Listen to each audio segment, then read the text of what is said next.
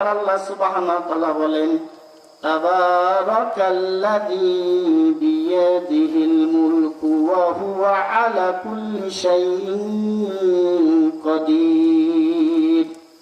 আমার আল্লাহ সুবহানাহু ওয়া তাআলা বলেন, বরকতময় যিনি, যার হাতে সমস্ত ক্ষমতা, যার হাতে সমস্ত কর্তৃত্ব ক্ষমতা, যিনি সব কিছুর উপর শক্তিমান।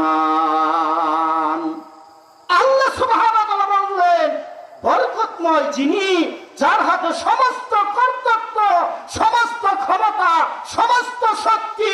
আমার আল্লাহ সুবহানাহু ওয়া তাআলার এই ক্ষমতা, যারা দুনিয়ার মধ্যে যারা বলে আমার ক্ষমতা, আমার ক্ষমতা, এই ক্ষমতা একদিন থাকবে না। ক্ষমতার মালিক আমার আল্লাহ সুবহানাহু ওয়া তাআলা, ইহকাল এবং পরকালের মালিক আমার আল্লাহ সুবহানাহু ওয়া তাআলা। কিসের ক্ষমতা আপনার? ফেরাউনের ক্ষমতা দেখিয়েছিল, চলে গেছে। নমরুদ ক্ষমতা দেখেছিল, চলে গেছে। আবু লাহাব, আবু জাহেল, উতবা, শাইবা, তারা ক্ষমতা দেখিয়েছিল, এই দুনিয়া থেকে চলে গেছে। ক্ষমতা শুধুমাত্র আমার আল্লাহ সুবহানাহু ওয়া তাআলার কথা।